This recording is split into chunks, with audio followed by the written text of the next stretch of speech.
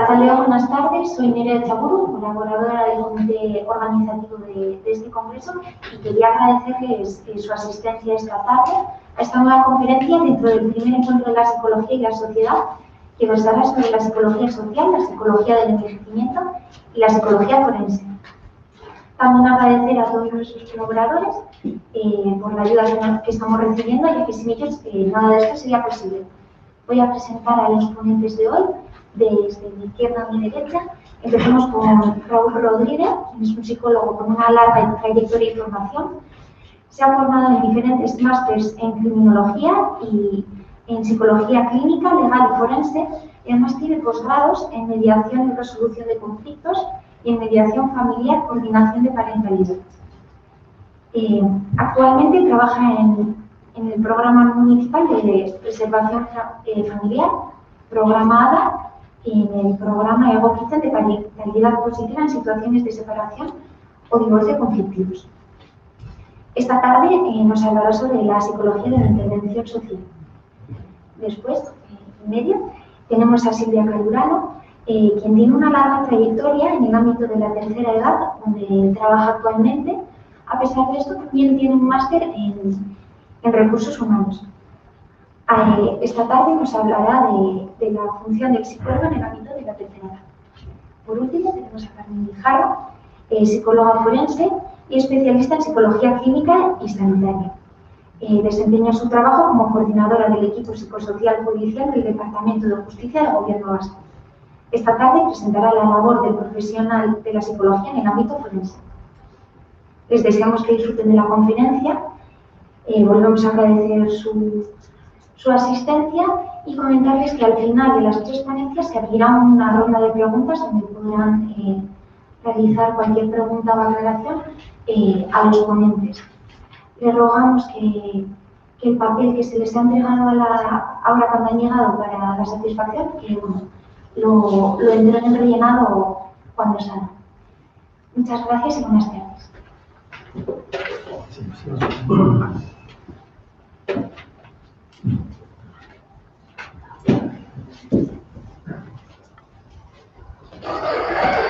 Buenas tardes.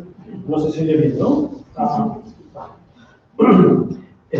Bueno, me toca a mí inaugurar esto y empezar hoy la tarde, y también vamos a inaugurar el otoño. Pues bueno, vamos a ver si con este marco de la Florida, las vainas de hojas y de castañas en pocos días, pues agradecer a todos los que estáis pues la asistencia.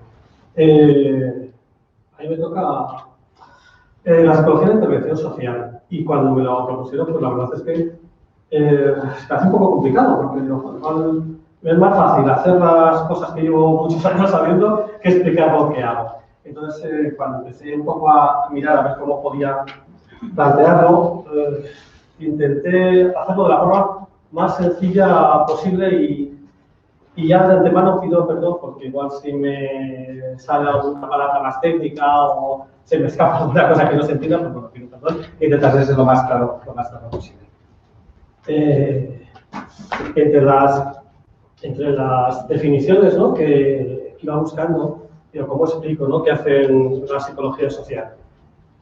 Buscar soluciones a los problemas que puedan surgir cuando una persona se relaciona con su entorno sería el objetivo, ¿no?, de la psicología social. Y entonces cuando me encontraba un poco con el problema, y decía, bueno, las personas a la hora de relacionarse con sus amigos, con su familia, con sus vecinos, con la comunidad, puede encontrarse con dificultades, ¿no?, para poder vivir eso de una forma más o menos agradable.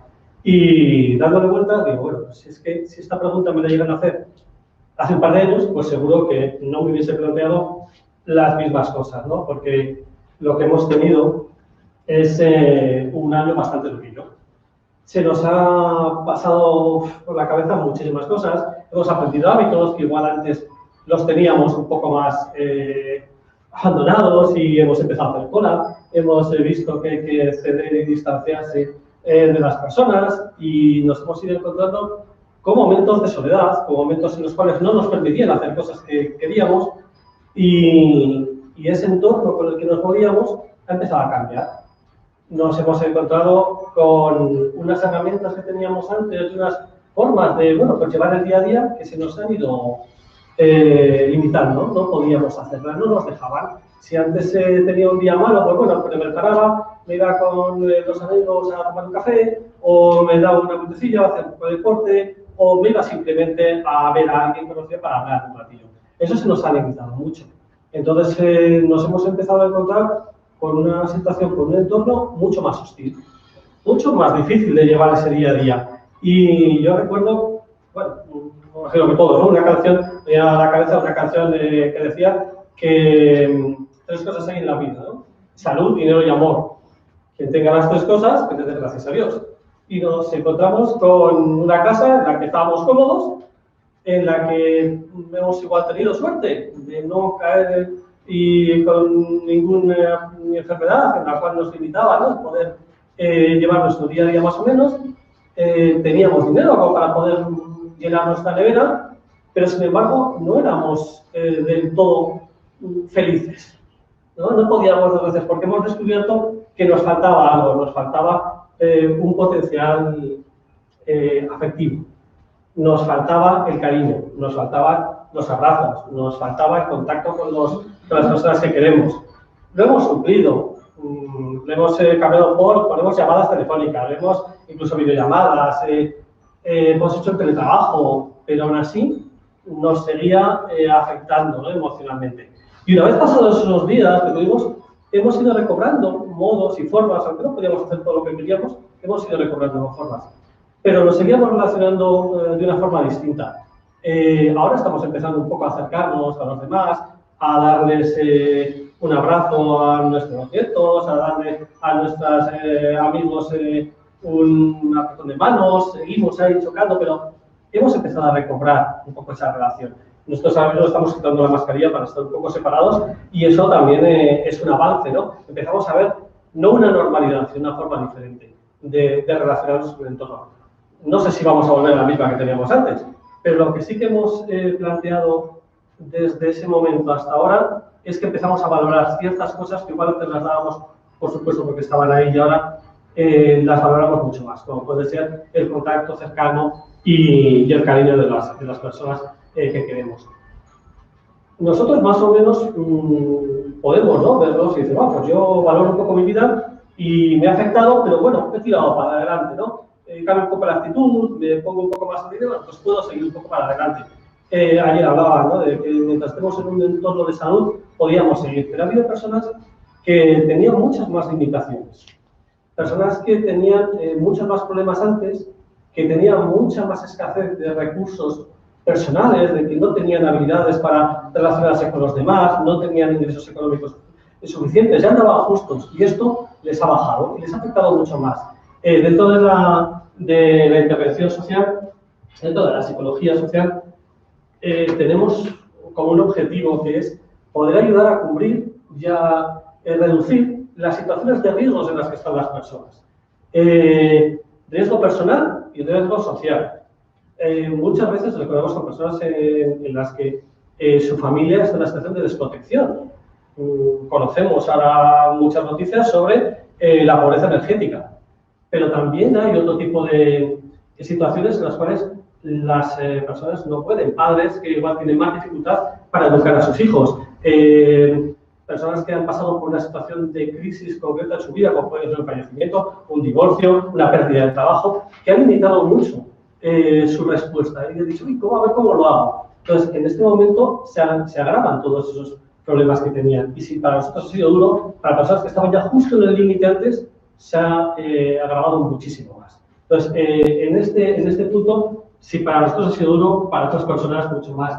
Y la psicología social buscaba la respuesta antes y ahora lo tiene que hacer con muchísimo más ahínco. Porque a veces simplemente la subsistencia, el que puedan seguir adelante, el que puedan buscar integrarse socialmente, antes igual les costaba mucho salir. Ahora nos ha pasado a muchos que tenemos dificultad para coger esa confianza de salir, de ir a los sitios. Seguimos teniendo miedos, seguimos teniendo recelo, ¿no?, a ver qué va a pasar, y seguimos un poco con esas dificultades para poder hacer la vida que hacíamos antes, que tanto nos enriquecía. Si además tenías dificultad para llegar a esos recursos y a todas esas ofertas que la sociedad y la comunidad, los ayuntamientos, la administración, nos sacan para que tengamos un poco más de nuestra vida, conferencias, charlas, como lo que estamos haciendo, ¿no? Que dice, bueno, pues voy ocupándome día a día y va a enriquezco, ¿no? Espiritualmente. Pues si eso ya te costaba antes, ahora mucho más. La psicología al final, en este campo, lo que busca es facilitar, ayudar a las personas a que puedan mejorar esas capacidades, a que puedan tener más herramientas, y unas herramientas que les permitan superar y mejorar esa relación con su entorno, con su barrio, con su familia, con sus hijos, con el trabajo, que permitan afrontar los miedos, las limitaciones, las dificultades que tienen de la forma más adecuada.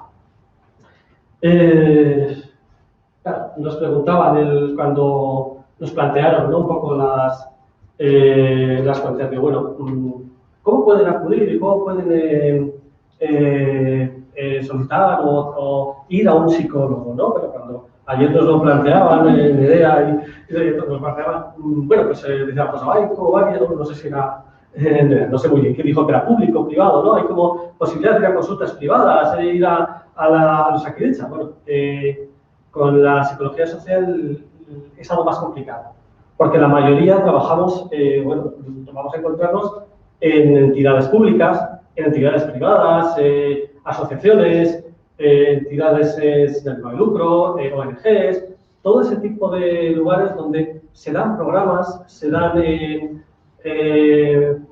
pues igual, no sé, se me estaba ocurriendo, conferencias en las cuales podemos plantear nuestro conocimiento, familias en las cuales podemos ayudarles a superar determinadas cosas, grupos en los cuales podemos ofrecerles diferentes oportunidades distintas a las que habitualmente tienen, pero todo eso lo hacemos desde una perspectiva en la cual no suelen solicitarnos directamente, sino que están en la comunidad y a partir de ahí los encontramos. Por eso digo, ¿dónde lo vamos a encontrar? Vamos a encontrar psicólogos, ¿no?, que trabajen en este ámbito.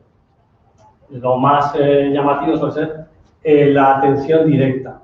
La atención directa con personas, familias, en las cuales hacemos una labor más psicológica y no tanto terapéutica como ayer hablaban, sino un apoyo emocional, una orientación. Ayer hablamos de consejos, nosotros hablamos más de orientación, de poder plantear alternativas, de poder abordar cuáles son sus miedos, cuáles son sus limitaciones, poderles ofrecer herramientas. Pues si tenemos un hijo adolescente que nos está desmontando la casa y estamos teniendo agresiones, pues igual tenemos que buscar apoyo y ayuda en algún lado.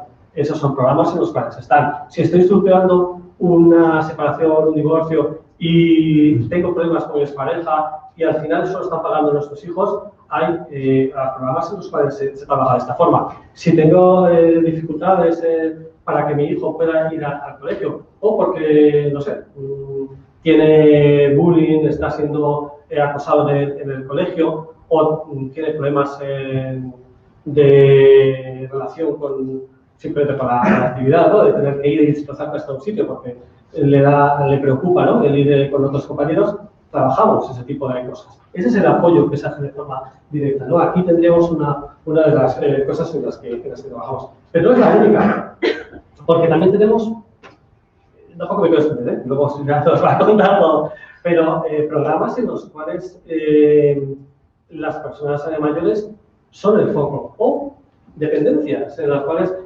personas que son dependientes necesitan eso, no solo las personas, sino las familias también.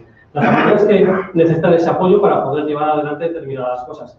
Personas mayores, no sé lo que va a decir, no me quiero pisar, pero si una persona está viendo cómo su entorno se va limitando, es decir, sus amigos, sus vecinos, todas las personas con las que va conociendo enferman, fallecen, cada vez salen menos, la vivencia que tienen estas personas al final es muy dura y ayudarles a poder superar y a poder afrontar estas cuestiones es importante. Pero no es lo único. Tengo aquí un folleto de un curso que vamos a empezar la semana que viene. Cómo ayudar a nuestros nietos y nietas en la separación de sus padres. Ahí aparecen los psicólogos, en este tipo de de situaciones, ¿no? La violencia de género, la igualdad, bueno, no hace falta hablar la cantidad de noticias que vemos y casos para reconocer que es un problema bastante importante. Este verano, con el tema de género, ha sido muy duro, con la cantidad de lesiones a personas del colectivo LGTBI. Entonces, socializar esos problemas, concienciar a las personas que vivimos en un entorno en el que podemos facilitar que estas vivencias sean menos duras, porque ya de por sí cualquier persona que tenga que afrontar una situación de maltrato, una mujer que está siendo maltratada, unos hijos, tienen que vivir una situación dura. Si nosotros como sociedad no hay un rechazo, no hay un juicio, no hay una recriminación hacia esas víctimas, sino que podemos comprender esa situación, se lo vamos a hacer mucho más fácil, porque van a poder afrontar, van a poder denunciar sin reparos a ser juzgados por la sociedad, por los vecinos, por los amigos. Entonces, el papel del psicólogo también puede estar en estas. Nos podemos encontrar no solo en programas de atención a mujeres y a hijos víctimas de violencia de género, sino también nos podemos encontrar en programas, por ejemplo, aquí había uno, esto es un folleto sobre la Escuela de Empoderamiento Feminista, que lo trabajamos de ahí afuera, y en el cual hay diferentes actividades y conferencias en las cuales se trabajan muchos temas relacionados con eso. Ahí también tenemos a psicólogos sociales. La integración sociolaboral, personas que tienen muchas dificultades para encontrar trabajo. A veces porque su origen les dificulta. Si tienes problemas, por ejemplo, con la nacionalidad, con los papeles, ¿qué dificultad tienes para buscar trabajo? Pues mucho más que una persona que tiene toda la documentación en regla, que a lo mejor no. Pero personas que han ido perdiendo trabajos porque su sector se ha cambiado y de repente se encuentran siendo más mayores, con 55 años, en el cual ha trabajado toda la vida en la construcción, se ha acabado esa empresa y se ha quedado en el paro. ¿Cómo se inserta otra vez a esta persona? Entonces, sentirse útil, sentir que tienes esperanza para buscar otros trabajos, quitarte los miedos, personas que tenemos que continuamente son rechazadas por su edad, por su género, por su nacionalidad, son rechazadas esa vivencia. Voy a una entrevista y es que no voy, no me presento. ¿Y por qué no te has presentado? Porque tengo miedo de fracaso. Hay que trabajar esos miedos con esas personas. Y no solo de forma directa, como hemos dicho antes, sino también a través de apoyo, orientación o formación a las personas que trabajan, porque esto no es un trabajo directo del psicólogo, sino que entran muchas otras figuras, ¿no? Integradores sociales, trabajadores sociales, educadores, todo este tipo de figuras, ¿no? De personas que trabajan alrededor de ese tema, necesitan a veces una visión extra que les diga, oye, esto hay que tener en cuenta cómo lo está sufriendo, porque igual no va, no porque no quiere, sino porque no puede levantarse ese día, no puede ir, porque está muy deprimido, porque es que tiene un fracaso tras otro y no es capaz de hacerlo. Entonces trabajamos sobre eso, a lo mejor no solo de forma directa, sino también a través de las personas y esas figuras que trabajan ahí. Colectivos concretos que tienen necesidades específicas. Imaginaos grupos de familiares con enfermos mentales. Si tienes un familiar que tiene una enfermedad mental, te afecta. Si es tu marido, si es tu hijo, si es tu padre, si es tu hermano, y te pones como figura ahí importante y cuidadora, también sufres toda esa carga. Y a lo mejor encontrarte con un grupo en el que puedas exponer cómo te sientes, puedas decirles cómo lo estás viviendo, puedas sentirte reconocido por otros y puedas decir, bueno, los demás también están pasando por eso. O al contrario, acabas de empezar y otros llevan mucho tiempo y te van diciendo, tranquilo, que esto luego se va calmando y va mejorando, ¿no? Entonces, ese tipo de intervenciones también las vamos a encontrar a psicólogos. Y luego cantidades de programas de cooperación al desarrollo, acogida al inmigrante. Bueno, no vamos a hablar porque luego va a haber otro día, que hablamos, por ejemplo, de emergencias, situaciones como catástrofes o situaciones más puntuales. Pero muchas veces, después de recoger a una persona que acaba de venir, emigrante de otro país, y tiene ese primer momento, después hay que seguir con esa persona. Hay que seguir atendiéndole. Muchas asociaciones y muchas organizaciones hacen un papel muy bueno porque bueno, también nosotros hace muchos años nos fuimos, y no por ninguna catástrofe, ni nos fuimos por hambre. Y había que en otros países, se miraba a Suiza, se miraba a Alemania, y las casas de España, en Suiza o de Alemania hicieron un papel muy importante porque te sentías acogido. Este misma labor también ahora está un poco en nuestras manos, que podamos hacer ese apoyo que igual no lo pueden tener porque hoy en día la sociedad limita mucho más ese tipo de asociaciones, pero sí nuestro trabajo como psicólogos pues podamos ayudar. Sí, mucho sí. Voy a avanzar un poco más rápido, que me lío sin hablar. ¿Cómo interviene un psicólogo? Pues al final, como habéis visto, muchas situaciones variadas. Por lo tanto, yo hablo en mi nombre, pero no puedo hablar en el nombre de todos mis compañeros porque cada uno nos diría una cosa diferente. Pero sí que es verdad que dentro de cada campo, cada área en la que se trabaja, cada asociación en la que se está, cada grupo con el que se está trabajando, es necesario una formación específica. Necesitamos formarnos. Hablábamos el lunes que la formación, igual que la de los médicos, no acaba, porque lo hemos visto, la sociedad ha cambiado y nos tenemos que actualizar y tenemos que ver qué pide ahora la sociedad, qué pide ahora el entorno, qué limitaciones puede prestar la persona, qué problemas para poder actuar en eso. Y luego que no somos al final aquí más que una figurita, una pieza de un engranaje grande. Todos estos problemas que hemos hablado antes no se solucionan con una sola persona. No es la labor del psicólogo la que va a solucionar ese problema. Le vamos a ayudar a través de nuestra colaboración con otras disciplinas y con otros profesionales. Bueno, pues entonces, ¿qué puedo esperar? Pues mira, yo soy muy refranero, ¿no? Y digo, esto aquí de todo como en botica. Igual que todas las profesiones. Hay psicólogos mejores, hay psicólogos que son mucho más, ¿no? Entonces, hay que plantearse, ¿no?, esta profesión pues, desde un punto también un poco vocacional. Así que es verdad que hemos hablado mucho de la necesidad de ser reconocidos, de que hay más figuras. Ahora que nosotros la mayoría trabajamos con proyectos en los cuales hay una subvención, hay un dinero X que se da, en esto no te hace tiempo. Entonces, una de las cosas que más potencia en nuestro trabajo es implicarnos con las personas con las que trabajamos. No podemos verlas como casos, no podemos verlas como expedientes, las vemos como personas. Entonces, algo que buscamos y sobre todo intentamos, ¿no?, en nuestro día a día, es potenciar que la persona con la cual vamos a estar sienta que es especial, que para nosotros es importante, que nosotros le estamos escuchando y le estamos haciendo caso. Y cuando intentamos acercarnos de esa forma y alguien te dice, muy amable, ¿no? Amable tú, que vienes aquí, que estás conmigo, que te has apuntado a este curso, que te has hecho el esfuerzo de venir, como a todos los que estáis, porque hoy había a la media, empezaba a la vez. Entonces, bueno, también es un esfuerzo dejar de hacer cosas, a ir todos los días a una sesión o una charla, ¿para qué? Para mejorar mi día a día, porque puedo ayudar a otros. ¿Cómo intervenimos? ¿Cómo lo hacemos? Pues mira, la verdad es que en esta gran variedad que hemos visto antes, yo he intentado cómo lo puedo justificar un poquito. Digo, bueno, pues mira, a nivel individual, con las personas, como he dicho, ese trato directo de ver qué le pasa, qué necesita, qué problemas se encontraba antes cuando he intentado solucionarlo, porque viendo los errores, pues igual vamos a ver qué otras cosas puede hacer. Ese trato personal con una intervención más cercana, más directa, bien con familias, bien atendido en un programa más específico.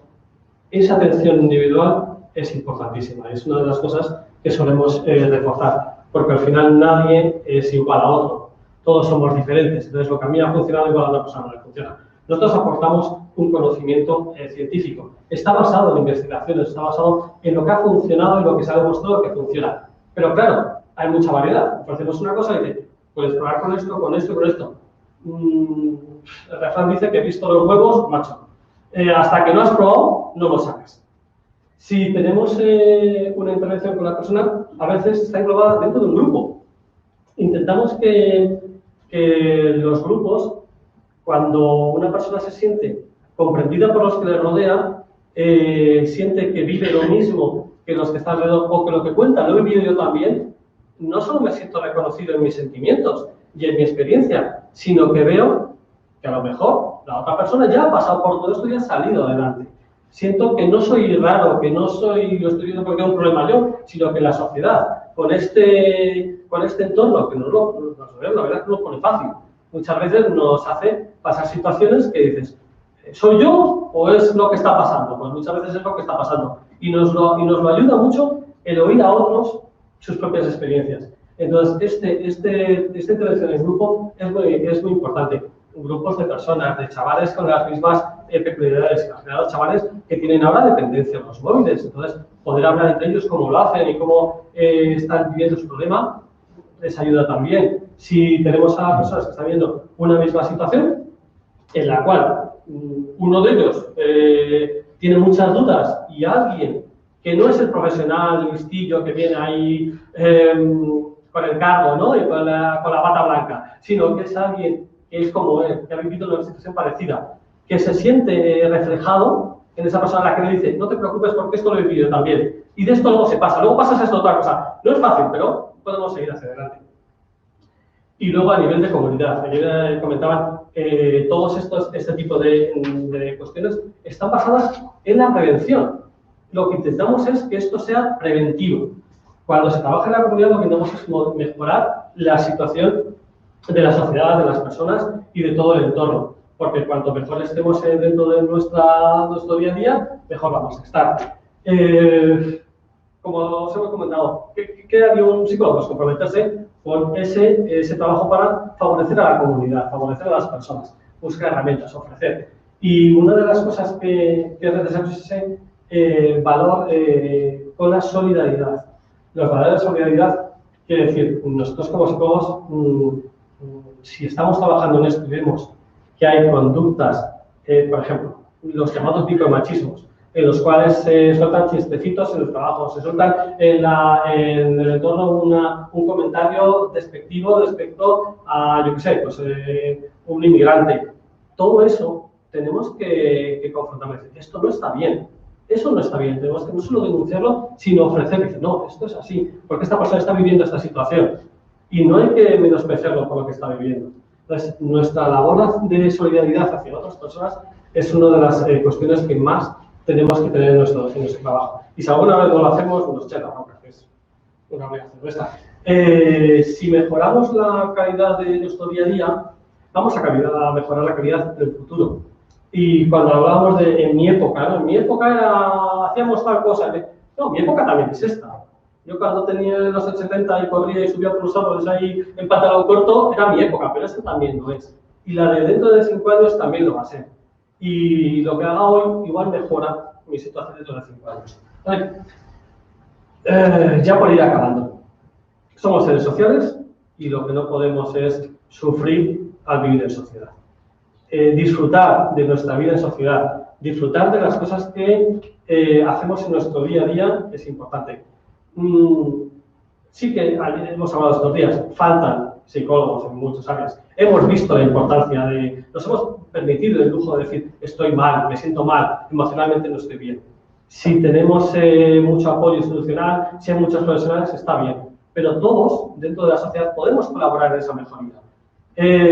Poniendo nuestro granito de arena, vamos a mejorar la sociedad. Simplemente con pequeñas cosas como saludar cuando entramos en la panadería, en la ascensor de nuestro vecino, le abrimos la puerta, esperamos un poco a que entre el vecino del portal y no le cerramos y nos vamos con el ascensor para encontrarlo, ¿no? Si tenemos a una persona que nos está sirviendo un café, le damos las gracias, lo pedimos por favor. Simplemente esos gestos nos hacen encontrarnos nosotros también mejor. Nosotros vamos a encontrar mejor al resto de las personas.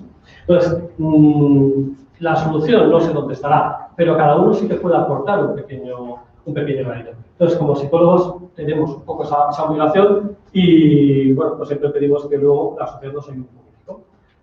No sé si me lo he explicado bien, no sé si has quedado claro, porque son tantas cosas las que quería explicar que no sé si ha quedado. Pero bueno, sobre todo eso. Muchas gracias a todos por escucharme y luego, pues si hay alguna preguntilla, pues ya la haremos un poco al final, ¿vale?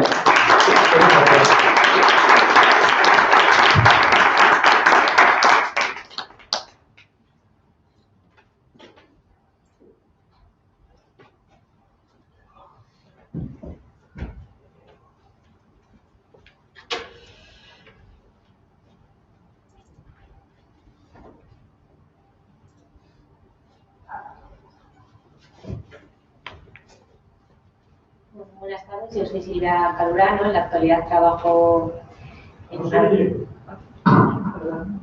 Ahora mejor.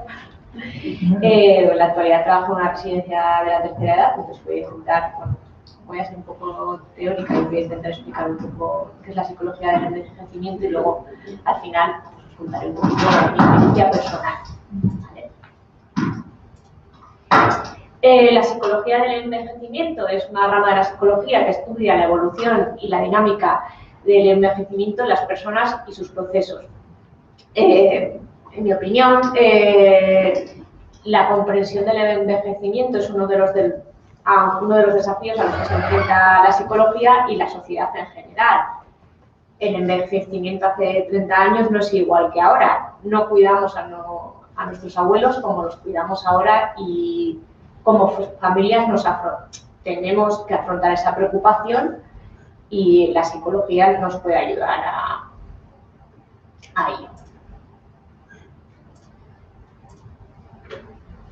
La psicología del envejecimiento estudia y analiza junto a la gerontología la senescencia, que es el envejecimiento normal, y la senilidad, que es el envejecimiento patológico. Dentro de la senescencia o envejecimiento normal hay dos tipos: un envejecimiento normal o usual, es decir, aquellas personas que viven sin patologías, aunque con riesgo de sufrirlas, y las personas con un envejecimiento óptimo. Se refiere al alto nivel de funcionamiento y un bajo riesgo de sufrir alguna patología, que implicaría tres componentes: la baja probabilidad de sufrir una enfermedad o discapacidad, el alto nivel de capacidad cognitiva y funcional o la implicación activa en la vida diaria, ya sea social, familiar. Un ejemplo puede ser participar en estos encuentros. El envejecimiento patológico, en cambio, tiende a hablar de demencias, definida como la pérdida de capacidades intelectuales que interfieren en nuestro funcionamiento social o laboral como individuo. Por ejemplo, tener una discapacidad y no poder acudir a esta reunión de una manera autónoma o individual. Luego tenemos teorías del envejecimiento. Las teorías biológicas son las teorías basadas en la explicación del envejecimiento de órganos y sistemas. Luego las teorías sociales, teorías concentradas en las relaciones y el estatus que tienen las personas mayores, y las teorías psicológicas centradas en el aspecto de la personalidad y lo cognitivo. Con personalidad queremos decir que es aquel constructo psicológico que engloba el conjunto de actitudes, pensamientos, sentimientos y conductas que tiene cierta estabilidad a lo largo de nuestra vida. Y luego, la función cognitiva es la habilidad de aprender y recordar información, organizar, planear, resolver problemas. Luego, hay varias teorías psicológicas sobre el envejecimiento y he elegido estas 4, pero hay más. La teoría de Erikson, que es la aceptación de lo que ha venido siendo nuestra vida pasada y hasta ahora, es decir, la integridad contra la desesperación. Erikson considera que las personas de edad avanzada enfrentan una necesidad de aceptar la vida, la manera de cómo lo han vivido, ¿no? Es una época, cuando llegamos a más mayores, que tendemos a hacer análisis de cómo hemos afrontado la vida, ¿no? La teoría de la desesperación, que es la crisis propia de la vejez, ¿no? Se produce la necesidad de aceptar nuestro modo de vida. La teoría del individualismo de Jung, que ve a las personas mayores como aquellas que todavía se esfuerzan en desarrollarse. Y por último, el desarrollo de tareas y vejez de Peck, que se centra en la habilidad de redefinirse y alcanzar un significado personal. En el envejecimiento nos enfrentamos a cambios en nuestras funciones cognitivas, como pueden ser la sensoropercepción, que es el proceso mediante el cual recibimos una información de los estímulos sensoriales a partir de nuestros sentidos para que pueda ser codificada y procesada después en nuestro cerebro. y finalmente podamos generar una experiencia. Por ejemplo, bueno, pues ahora voy a utilizar un tema de actualidad con el volcán. Cuando las personas en la isla de La Palma pues empezaron a ver el humo saliendo del volcán, ¿no? Eso nos generó ciertas sensaciones. Afecta la memoria en hechos recientes, dificultades para aprender, la fatiga y se altera el sentido del tiempo y las respuestas son más lentas. También sufrimos cambios en la personalidad. La personalidad es un rasgo estable a lo largo de la vida y va a influir en cómo afrontemos nuestra vejez. Algunos ejemplos más estudiados puede ser a mayor nivel educativo, las personas tienden menos a ignorar y a posponer la confrontación, a mejor posición socioeconómica, buscan soluciones lógicas y son más flexibles, y con respecto al apoyo familiar utilizan más la confrontación pero recurren menos a la resignación. En la tercera edad nos enfrentamos a trastornos conductuales.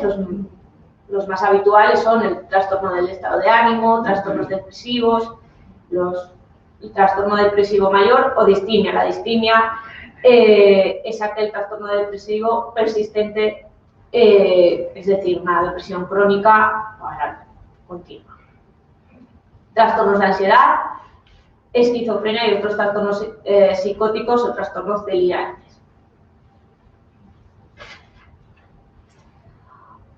Otro tipo de enfermedades son la depresión, trastorno mayor, que es el que se produce a lo largo de varias semanas y que tiene los siguientes síntomas: insomnio, falta de apetito, aislamiento social, baja autoestima, cansancio, irritabilidad, disminución del deseo sexual, y luego forma maníaco-depresiva, mostrando las personas un estado disfórico.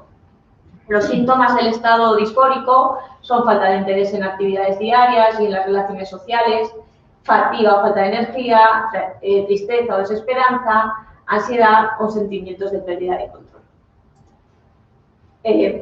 Los psicólogos, para medir este tipo de patologías, hay muchos, yo he elegido dos para nombrar, son el inventario de depresión de Beck y la escala de depresión geriátrica.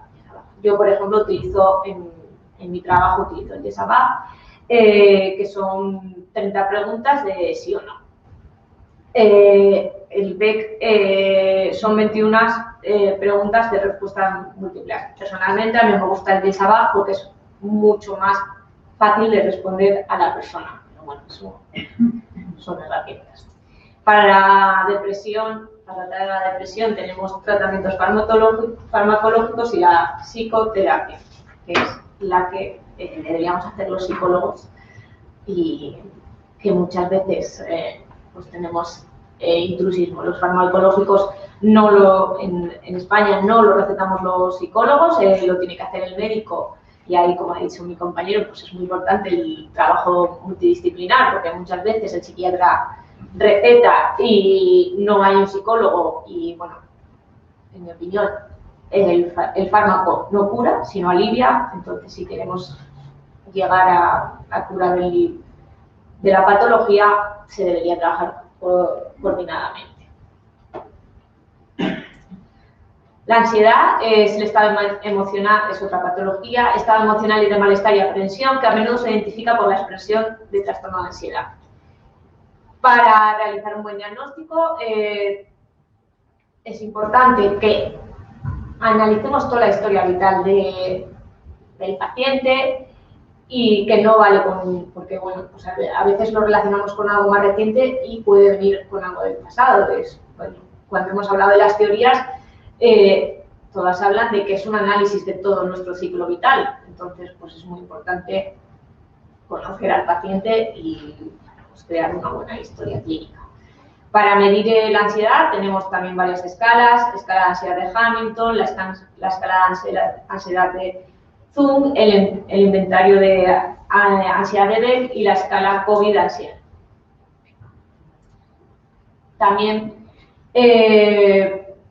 para la ansiedad tenemos tratamientos farmacológicos y el no farmacológico, que también pues la psicoterapia y los tratamientos no farmacológicos pues, se basan en la ayuda a la integración de la vida social y en la protección frente al estrés ambiental, así como en técnicas de relajación o terapia de apoyo.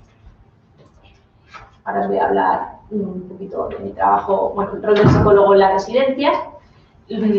Los principales, yo he elegido, bueno, lo que me parece a mí principal, que es realizar una valoración neuropsicológica del diagnóstico emocional y conductual del enfermo y elaborar el correspondiente informe psicológico. Esto es muy importante y creo que sería uno, en mi opinión, siempre es uno de los pasos que se debería hacer en el periodo de acogida que se hace a un residente y así luego hacer una reunión con los diferentes profesionales que la tienen de la residencia, como pues el terapeuta ocupacional, que muchas veces se puede confundir con nuestro trabajo, auxiliares que son las personas, auxiliares de enfermería, que son las personas que más horas pasan con los residentes, y darles técnicas para abordar a cada paciente. Marcar objetivos terapéuticos y evaluar programas de psicoestimulación individual y grupal en la colaboración con el personal técnico. Mi experiencia hoy en día es que cuando las personas acceden a un recurso residencial, la mayoría de las ocasiones tienen un deterioro cognitivo y nuestra función debe ser que vaya lo más lento posible.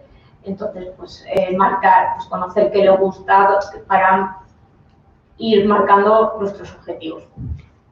No vale con eso, también tenemos que realizar un seguimiento de la intervención, no vale con un plan de acogida, sino tenemos que ir viendo cómo se está adaptando la vida del centro, si no le gustan lo que hemos marcado, ir pues, probando otras estrategias.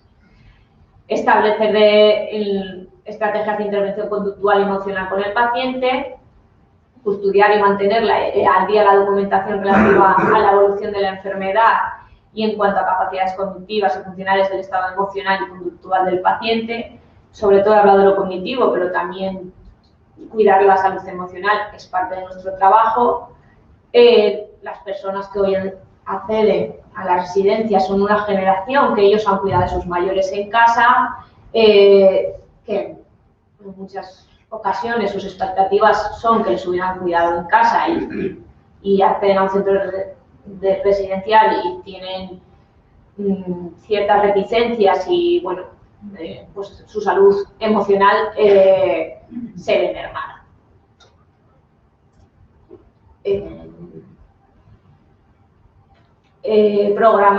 Organizar y dirigir grupos de autoayuda en la terapia familiar. A mí me parece fundamental en las residencias trabajar con la familia, porque muchas veces pues, trasladan sus frustraciones al personal que la atiende. Entonces, bueno, trabajar con las familias a mí en la psicología del envejecimiento, no solo en el ámbito residencial, sino cuando tenemos en casa a una persona mayor y la estamos cuidando o vemos que nuestro padre o madre o nuestro familiar no quiere acceder a recursos públicos y vemos que está en una posición delicada, pues creo que trabajar con las familias, explicar que nuestro mayor es un adulto que tiene capacidad para tomar sus decisiones, que no podemos cuidar como cuidamos a los niños, porque un adulto tiene que tener capacidad para tomar sus decisiones. Entonces, trabajar con las familias a mí me parece fundamental. Y la importancia de la psicología en el envejecimiento activo. El envejecimiento activo es un proceso normal, propio del ciclo vital y el cual se producen cambios a nivel biológico derivados de la edad y no debidos a la influencia de enfermedades o de factores de riesgo de tipo ambiental. Así lo define la Organización Mundial de la Salud. Y yo, por último, os voy a poner un corto, ahora en tiempos de pandemia, que es el COVID, pero yo creo que como sociedad debemos afrontar una pandemia que llevamos muchos años viviendo, que es la soledad de la tercera edad, y creo que, bueno, quería aprovechar este encuentro que, bueno, tiene la palabra sociedad, pues creo que deberíamos reflexionar sobre esto. Creo que se debe.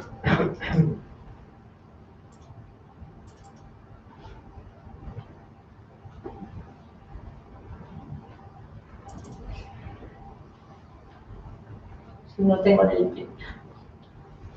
Y voy a coger el pelo, que no se ve.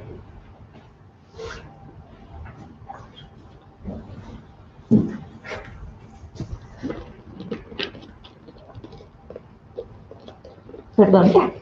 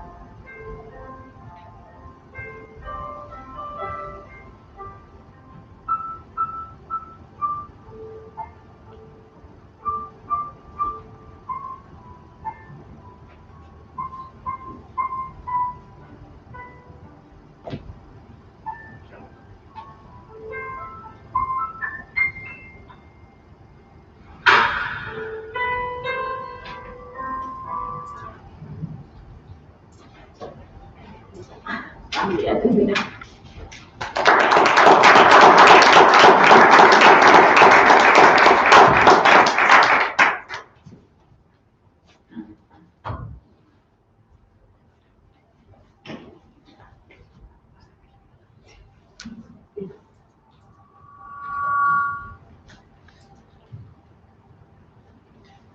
Bueno, ¿se me oye bien? Sí. Sí.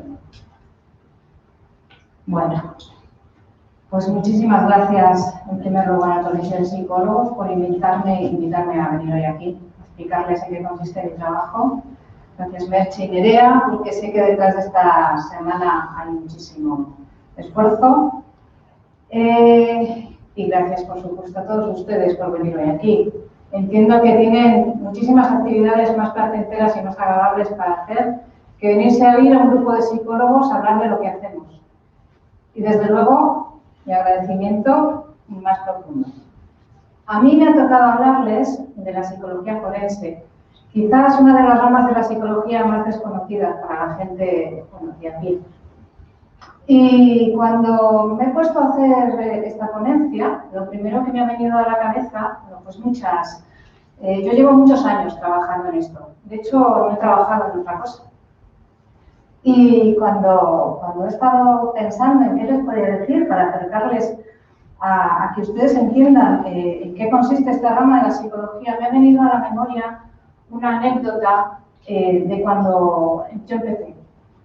Yo empecé muy jovencita y cuando aprobé la oposición, recuerdo que mi padre me dijo, mi padre era un hombre serio, maravilloso, contenido y matemático, un hombre de números, para que ustedes me entiendan. Y él me dijo, pero hija, ¿qué va a hacer un psicólogo en un juzgado? Y yo le dije, pues papá, yo voy a ser psicóloga forense. Y él me dijo, pero bueno, vamos a ver, Mari, en mi casa me llaman Mari. Los psicólogos no trabajan con muertos. Claro, yo creo que lo que mi padre tenía en la cabeza es que su hija iba a ser algo así. Quizás ustedes también. Bueno, por eso me ha venido a la mente esta anécdota. Evidentemente, yo creo que ahora que miro esta escena no tiene nada que ver con lo que podía pensar mi padre, porque en primer lugar no somos tan guapos.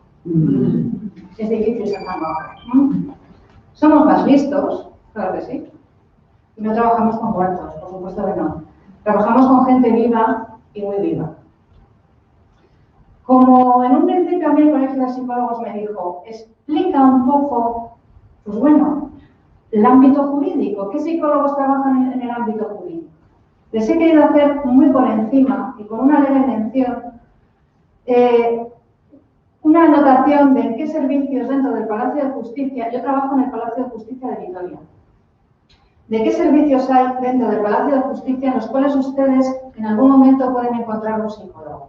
Muy por encima. Luego nos centraremos en el ámbito forense, que es en el que yo trabajo, para el que estoy yo aquí.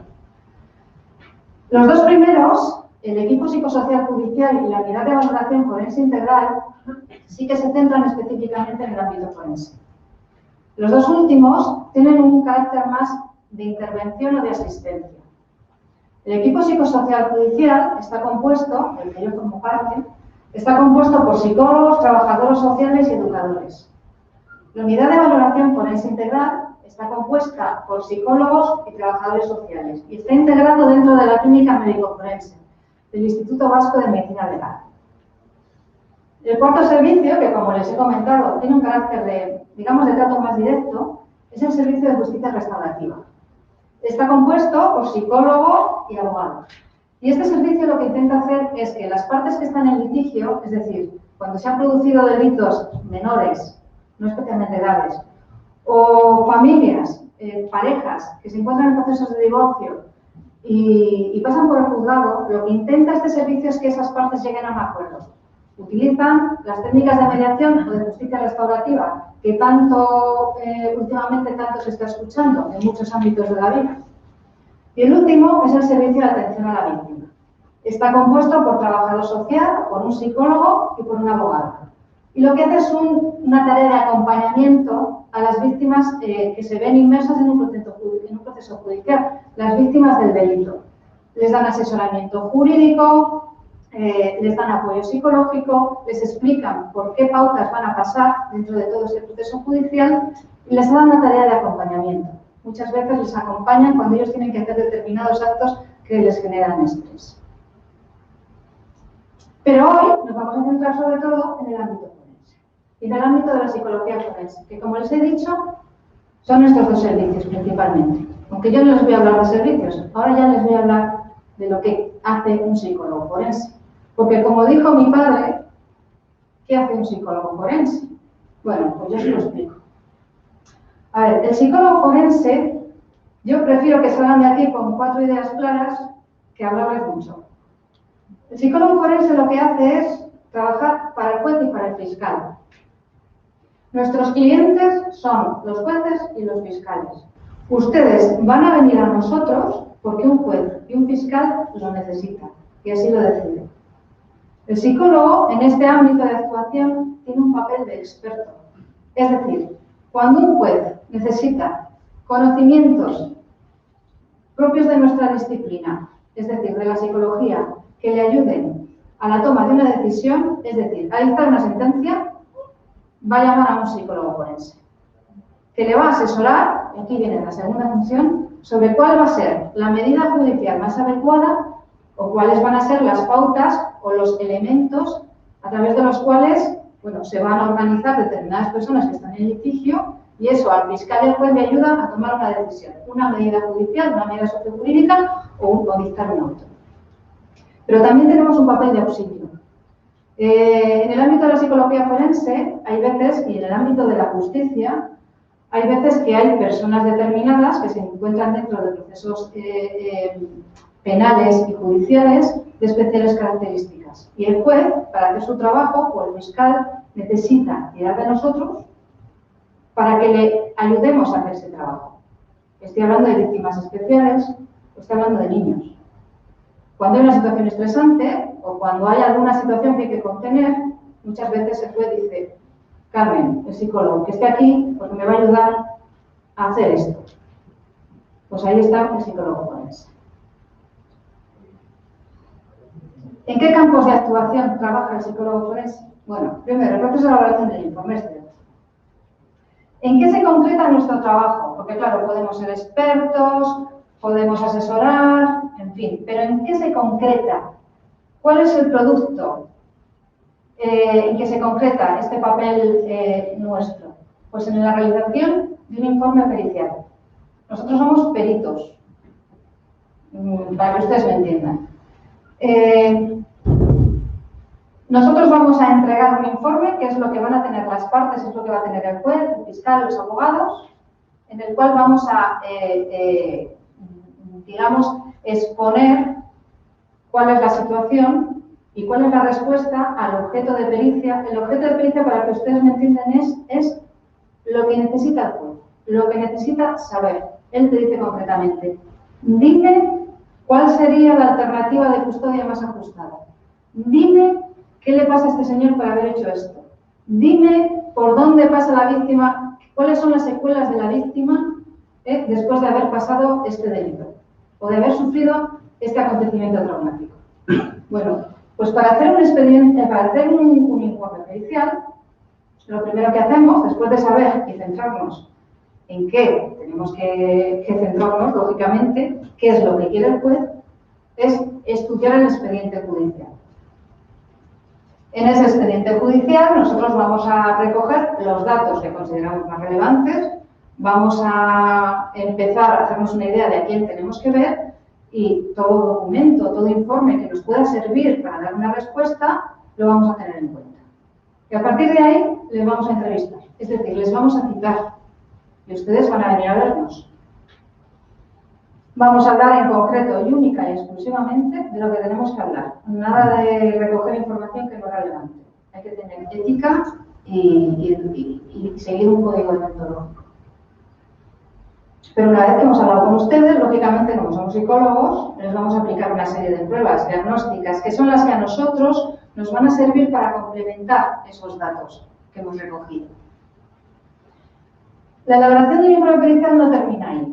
Porque muchas veces pues el trabajo de despacho es artificial y se queda muy limitado. La gente, primero, no viene porque quiere y, segundo lugar, muchas veces tergiversan las cosas porque se están jugando algo en medio de ese proceso jurídico. Por eso, nosotros nos coordinamos con las fuentes externas que nos puedan aportar información sobre esas personas y su entorno cotidiano. Estoy hablando de hablar con el colegio, estoy hablando de hablar con un pediatra, estoy hablando de hablar con un psiquiatra, coordinarnos con los servicios sociales si es que esas familias o esos sujetos están siendo intervenidos por servicios sociales y hacemos una idea más global y más exacta de cuál es esa realidad de esas personas que hemos visto. Cuando ya hemos hecho todos esos pasos, que les confieso que no son sencillos, nos llevan trabajo, nos ponemos a escribir y hacemos un informe que tiene que ser sencillo, objetivo, imparcial y dar respuesta a lo que el juez quiere o el fiscal quiere. Ese informe se entrega en el juzgado y posteriormente pasamos a ratificarnos al juicio, que es uno de los grandes horrores del delito, porque en ese juicio, digamos que las partes nos preguntan sobre aquellos aspectos que les parecen que no están claros en el informe. El qué, el por qué y el para qué de los informes.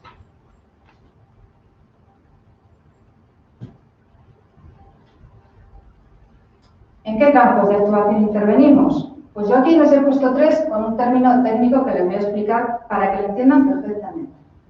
En principio, en cualquier jurisdicción en donde al juez le haga falta saber algo a nivel psicológico, nos puede pedir un informe. En cualquier jurisdicción. Para eso somos peritos. Pero, sí es cierto, que en la práctica trabajamos más en unos campos que en otro. Y en concreto, trabajamos más sobre todo en el ámbito civil y en el ámbito penal.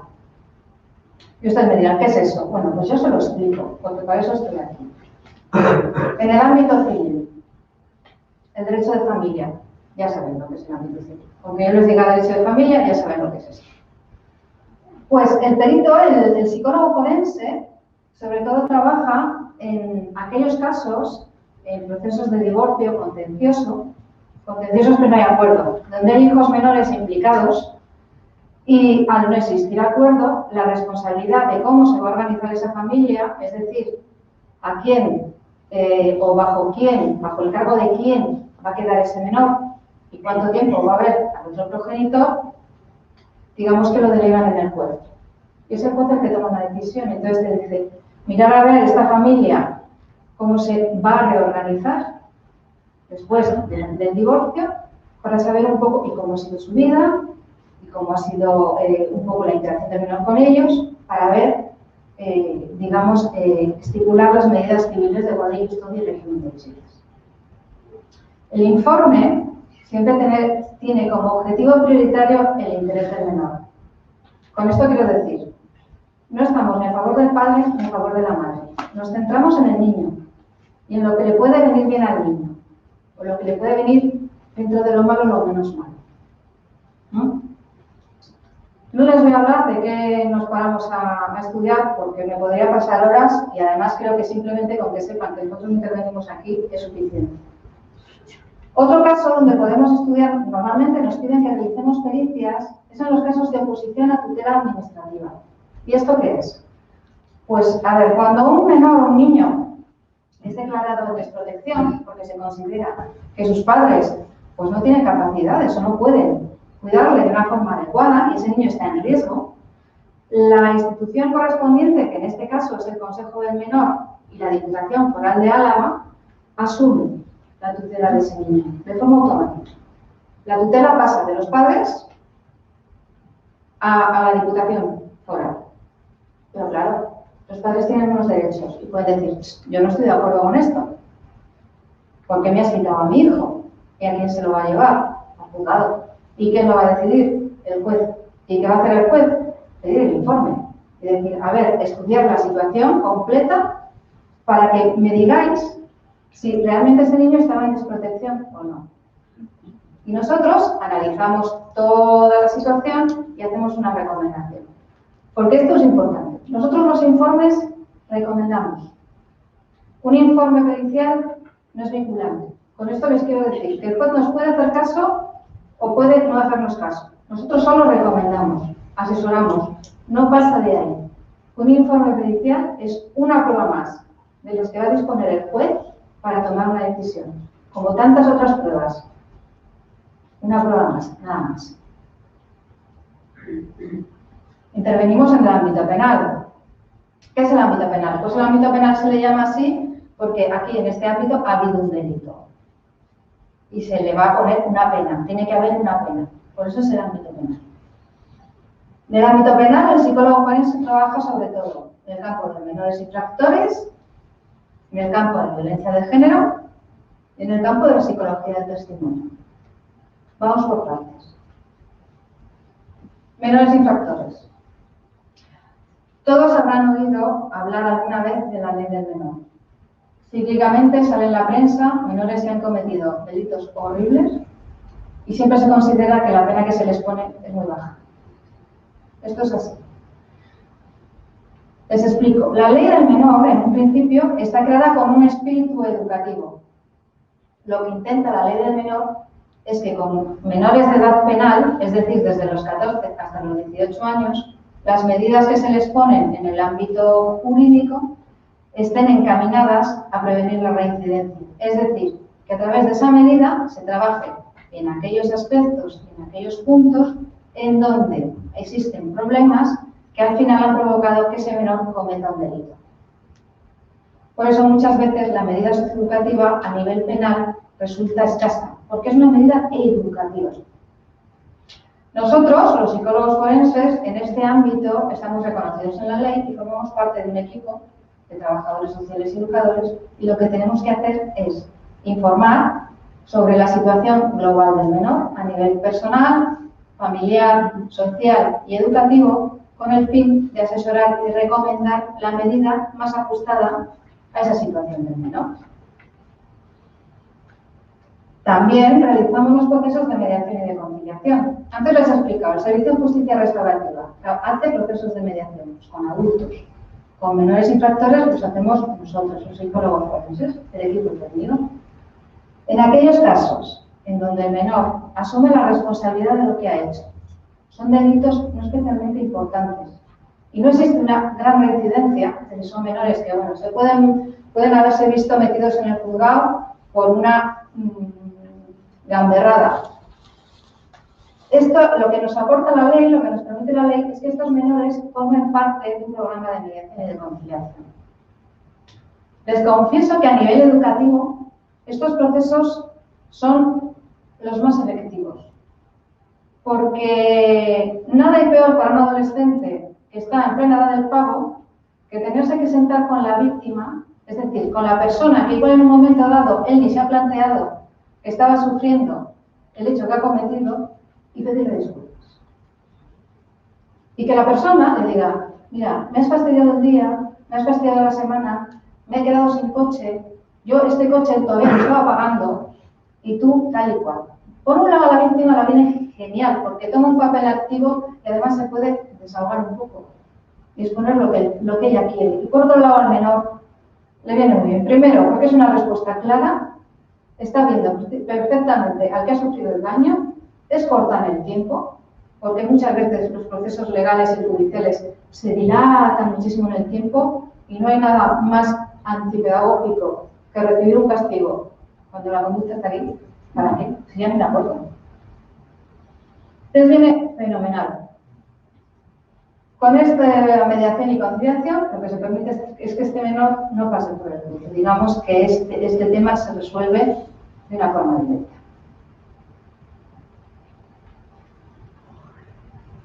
La violencia de género, como ustedes entenderán, pues lo que hacemos básicamente es, el psicólogo forense es el estudio tanto de la víctima como del supuesto investigado o investigada.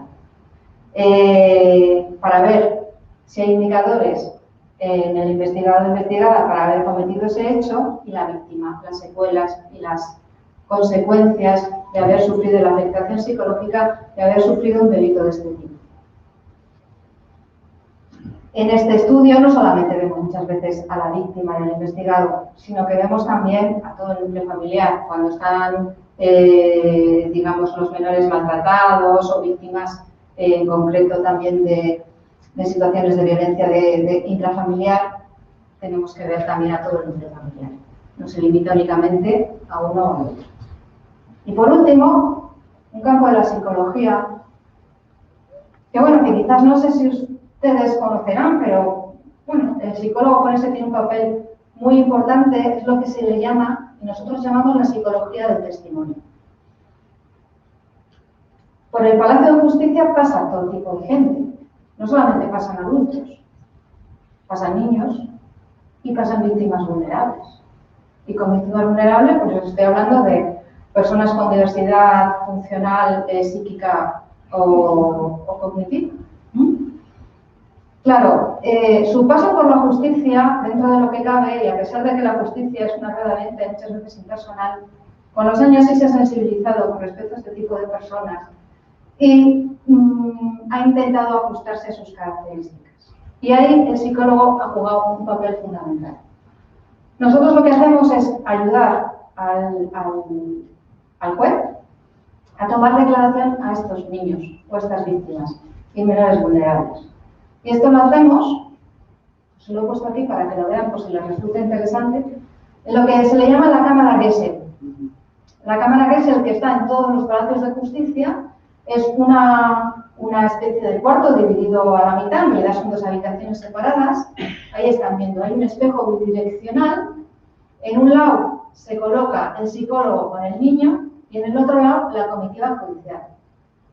Comitiva judicial, que es un término raro, ¿eh? Mi hija dice, mamá, hablas como en un informe. Hablo como en un informe. Son 30 años, hablo como en un informe. La comitiva judicial, el abogado, el fiscal y el juez, y el investigador. ¿Qué intentamos? Primero, que el niño esté a gusto, porque para él ya bastante trago es tener que venir al juzgado. Y en segundo lugar, ajustarnos las preguntas y lo que hay que preguntarle a su edad y a su capacidad. Bueno, nos tomamos, incluso también podemos decirle al juez, mire, este niño no está en condiciones de declarar, o sea, vamos a dejarlo. Bueno, lo que intentamos conseguir con esto es sacar un testimonio, que el niño, hay técnicas de memoria, hay técnicas para evitar el falso recuerdo, lo que intentamos es sacar un testimonio de calidad, es decir, que se corresponda, sobre todo, lo que el niño dice con lo que le ha pasado. No es fácil, pero los niños son tremendos, son una fuente de sabiduría y de comprensión que nos quedamos estupefactos con ellos, con lo bien que llegan a explicarse. Cuando ya hemos hecho esa declaración, otra cosa que nos pueden pedir es que hagamos un informe de credibilidad en aquellos casos de violencia. Estoy hablando. De violencia de intrafamiliar o de violencia de abuso sexual, hacemos los informes de credibilidad y de afectación psicológica, es decir, hasta qué punto se ha visto afectado el niño por la violencia de sexo. Bueno, hasta aquí un poco lo que hace el psicólogo forense. Si tengo que hacer una reflexión personal, les diría que creo que echando la vista atrás, con el tiempo, hemos conseguido hacernos un huequito dentro del Palacio de Justicia. Los psicólogos hablamos un idioma y los jueces otro. Pero bueno, poco a poco nos vamos entendiendo. También les tengo que confesar que este ámbito de la psicología no es fácil. Es duro. Nos encontramos con situaciones tremendas, con gente que ha pasado por situaciones espeluznantes. Y aunque con los años uno ha aprendido a no llevarse el trabajo a casa, también les confieso que a veces, en ocasiones, uno se siente un poco como una falda. Y se pregunta, ¿y cómo hace uno para pegarse esta tirita en el alma? Porque me duele el alma. Bueno, es así. En cualquier caso, para tranquilizarles, les diré que si ustedes en algún momento tienen que pasar por el Palacio de Justicia, que espero que no, pero si en algún momento tienen que pasar por el Palacio de Justicia, sepan que allí dentro hay gente dispuesta a escucharles. Muchas gracias.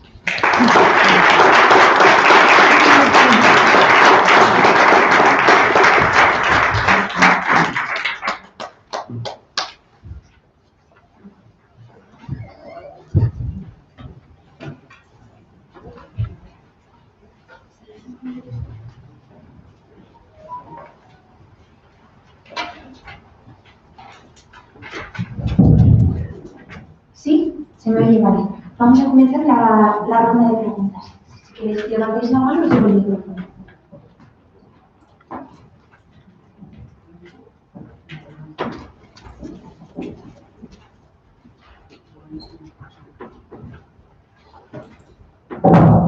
Muchas gracias a los tres, sobre todo por mi ignorancia a la última, pero bueno, yo estoy buscando un psicólogo para mi hijo, estoy pasando una temporada bastante dura y ni de la seguridad social ni lo privado me han detectado todo.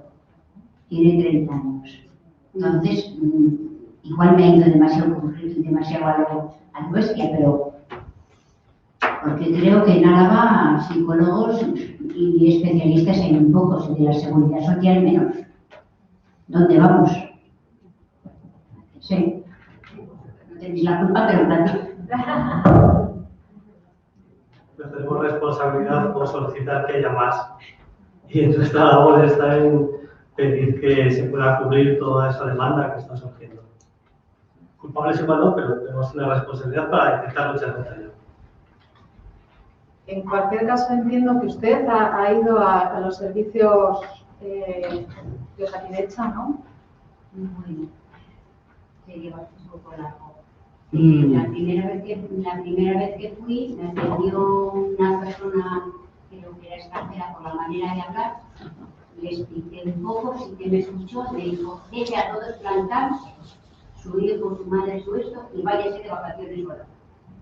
Y entonces no me quedé muy... O sea,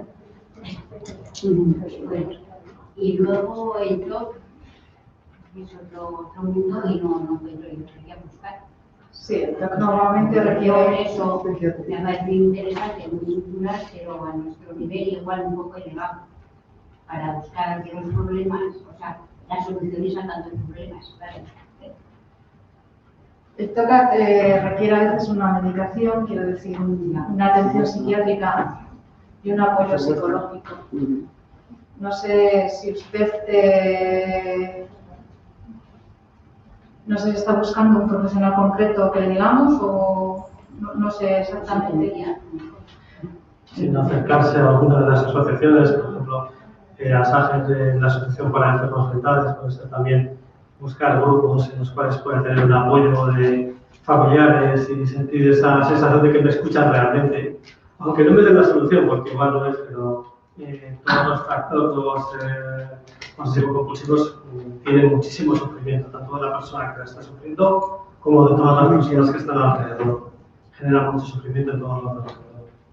Entonces puede ser que si aparte de, como hablaba Carmen, todo el tema a través de psiquiatra, de medicación, apoyo psicológico, que sí que es verdad que la administración pública se va a echar cada mucho tiempo, buscar el apoyo y un poco la ayuda de otras personas en las asociaciones, pues puede ser también una buena medida.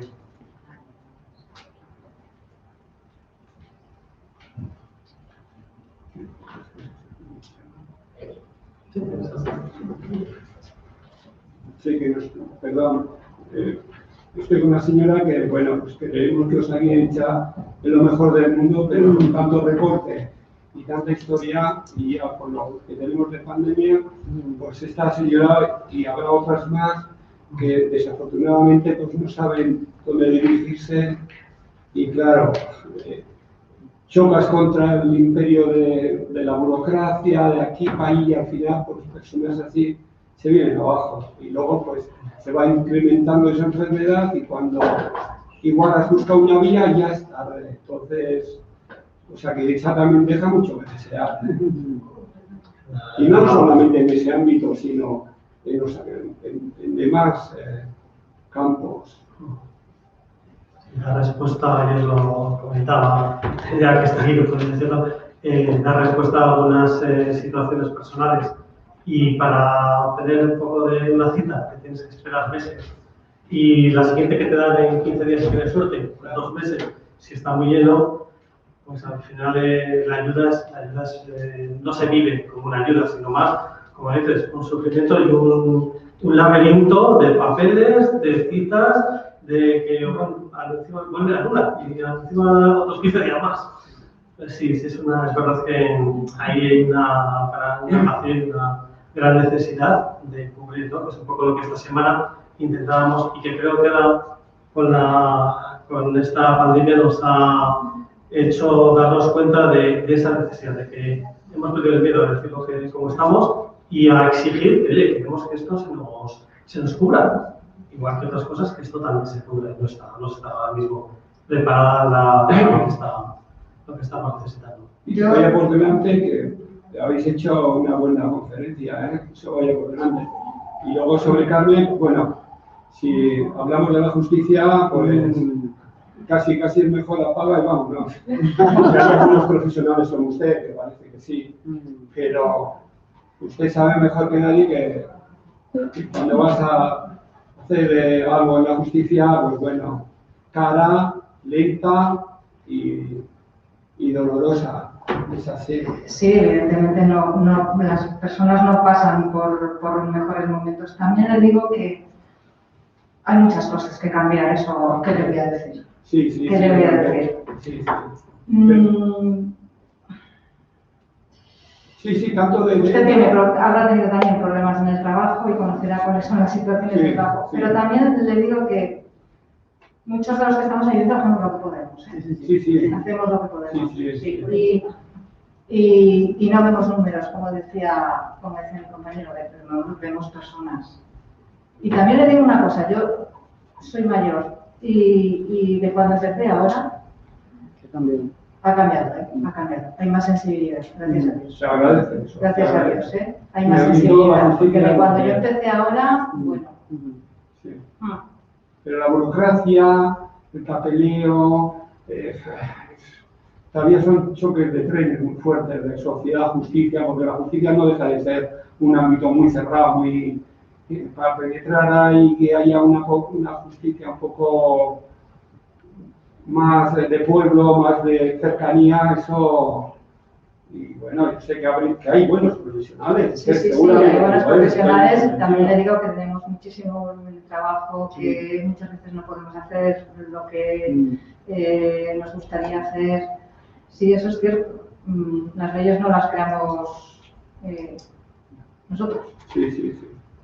Creo que Carmen lo ha comentado, ha cambiado mucho y creo que la labor que hacen de sensibilizar a todo el mundo judicial del factor humano y de la importancia de tener en cuenta a las personas, que es esa labor que poco a poco se va acalando, ¿no? Lo que desde hace unos años como está ahora, ha ido cambiando mucho más sensible todo el mundo judicial, abogados, jueces, y creo que es una labor pedagógica que nos toca a nosotros y que creo que el trabajo que van haciendo es el que se está notando. Sí, no se nota de un día para otro, pero cuando echas la vista atrás dices 20 años y se nota.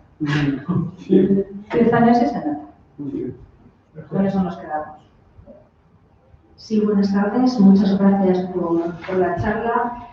Y mi pregunta o reflexión es un poco al hilo de lo que has hablado de la ley del menor.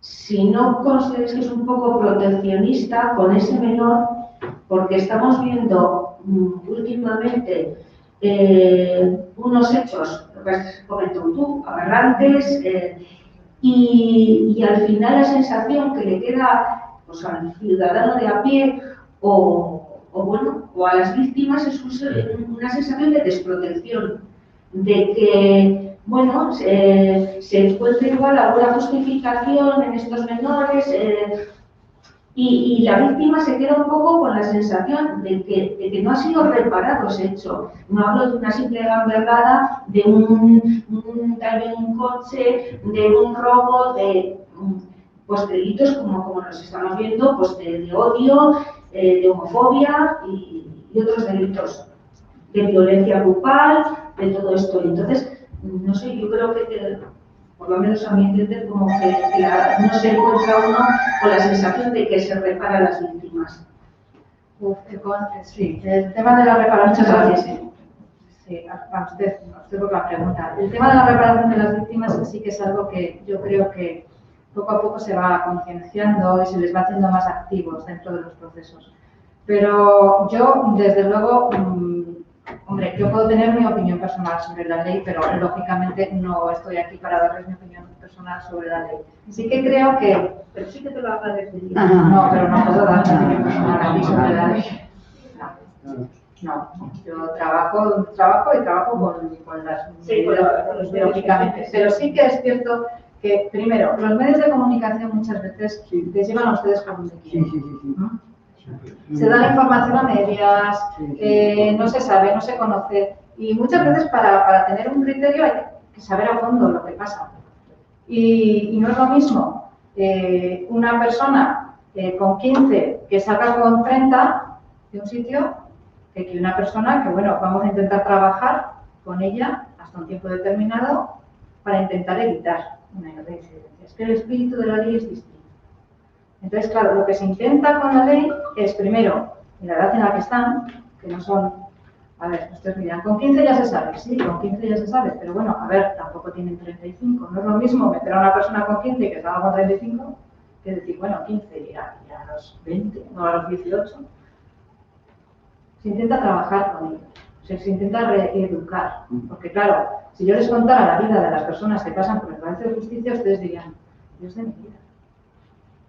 Porque hay menores que han pasado unas vidas tremendas, que no les justifico, pero que bueno, que hasta cierto punto, a ver si podemos intentar, a través de darles una oportunidad, evitar males mayores. Si es cierto que la víctima nunca se verá reparada. Hay determinados delitos que se hagan, lo que se haga, no se verá reparado. Aunque le metas de por vida al otro allí, no se verá reparado. En algún punto hay que poner el enfoque. Sí, en el valor educativo, ¿no? Que es lo que En el tema, en el espíritu educativo. Y ese espíritu educativo que vemos en nuestros hijos cuando hacen algo en casa, cualquier tontería que hagan, y les insistimos en que acepten que han sido ellos, que lo han hecho, porque vamos, no somos nosotros, alguien lo ha hecho en casa, les digamos el efecto que tiene en los que les rodean, en sus hermanos, en nosotros, en ellos mismos, lo que han hecho, el daño que han ocasionado, y a veces les pedimos que lo reparen, pues ordénalo, arréglalo, o te vas a quedar sin. Es esa idea de poder educarles en que puedes cometer errores, porque al final todos somos humanos, pero la idea es que seas consciente de lo que has hecho, del efecto que has tenido en otros, que igual no necesitas pedir perdón y aprender para que la siguiente vez no te ocurra. Eso lo hacemos con el día a día con nuestros hijos y creo que el espíritu un poco que planteaba y esa potencia que tiene ese proceso de mediación y reconciliación están un poco basadas en eso. Las personas luego también sienten que la otra persona reconoce, ¿no? Que no niega que le ha hecho daño, sino que te reconoce que te ha hecho daño. También le ayuda mucho. Bueno, pero hay gente en la que empapa y hay gente en la que no empapa. A ver, yo voy a analizar un poco, después de tanta seriedad, a ver, no se está creando una moda del psicólogo, de depender del psicólogo, todos los artistas, presentadores, no sé qué, mi psicóloga, mi psicólogo. Es que primero tengo que consultar, es que no hay autonomía en las personas. Hombre, Un psicólogo es un psicólogo, no es el padre de nadie. No, pero es que antes eran los de Argentina, o sea, antes era Argentina, vamos, yo creo que no había uno que no fuese psicoanalizado. Ahora resulta que coges una revista del Cuore o pones una chorrada de Telecinco y te sale yo sin estar, un famosísimo presentador. Yo sin estar una vez a la semana con mi psicóloga no hago nada. Hombre, eso es un extremo, pero también le digo una cosa, conocerse a sí mismo es un proceso que lleva años y toda la vida, ¿eh? Y no nos vendría mal muchas veces ponernos delante de un profesional y que nos enfrente con nosotros mismos. Igual no nos venía mal a ninguno. Ahí voy a hacer corporativismo. No está mal ir al psicólogo. No, ir al psicólogo no está mal. Poner de moda la psicología como solución a los problemas. yo personalmente, Si los tengo problemas no habilidad, lo soluciona uno mismo, no lo soluciona nadie. esa es la finalidad que yo me comentaba, es un poco O sea, el el hecho de la psicólogo puede ser autonomía. ayuda. Es que el psicólogo no te va a solucionar los problemas, te los va a solucionar uno mismo. No, ni te va a vivir tu vida. Fomentamos en la autonomía, es decir, que cuando estemos un rato, un tiempo, unas semanas, meses, lo que sea, la idea es que la gente se vaya. ¿Para qué la vas a tener todos los días acudiendo 15 años, hay un año entero yendo todas las semanas? Esa no es la finalidad, porque entonces lo que dice es que no estamos haciendo bien nuestro trabajo. Si alguien depende de nosotros y no le hemos facilitado las herramientas para que ellos sigan por se su ponen vida, modas y hay gente que banaliza la valía de la psicología, que es una gran ayuda. Creo que hemos hablado de eso, de todo el entusiasmo que hay y que al final no es esa labor toda psicológica, sino de muchas otras personas que están alrededor asesorando y haciendo una labor paralela, un papel paralelo que no es el que se habla en terapia, que es lo que hablaban ayer, o como podemos estar en otras situaciones como nosotros. Pero bueno, sí es verdad que Estamos ya un poco fuera de tiempo, ya vemos que hay gente que se levanta. Hay 2 turnos de preguntas pedidas, o vamos a empezar respondiendo la forma un poco breve. Gracias por la conferencia. Yo a la señora de médico forense, le preguntaría a ver si puedo dormir un poquito más tranquila. 2 años hace ya que se denunció el caso por violencia de género, tanto psíquica como física, más psíquica aún. Nos encontramos ahora aún que estamos sin resolver absolutamente nada. Y mi pregunta concreta es, ¿podemos confiar, creo que por su explicación, por eso digo de dormir más tranquila, que tanto el abogado como el juzgado puedan, después de 2 años, ver todos lo que hay de mi hija, lo que se denunció, para que se pueda ver bien y se pueda hacer un juicio bueno, porque, no sé, psicológicamente lo que ha sufrido ella me da la impresión que como pruebas, psíquicamente lo está pasando mal. Y yo después de 2 años no sé si eso se va a leer bien o se va a poder hacer bien. Esa es mi inseguridad que tengo. Pues yo no le puedo dar una respuesta a esa pregunta, que sería muy atrevido por mi parte. Yo no. Igual que les he dicho antes que hace falta tener información para dar respuesta, lo mismo la digo en este caso, no lo sé. No lo sé porque no sé en concreto Bueno, acelerar todas las cosas. Después de 2 años pueden tener juicio de leer todo para hacer una cosa bien. Hombre, desde luego se intentará, eso sí. Intentar. Eso sí. Muchas gracias. Vamos a seguir de Muy bien. Muchas gracias. Gracias.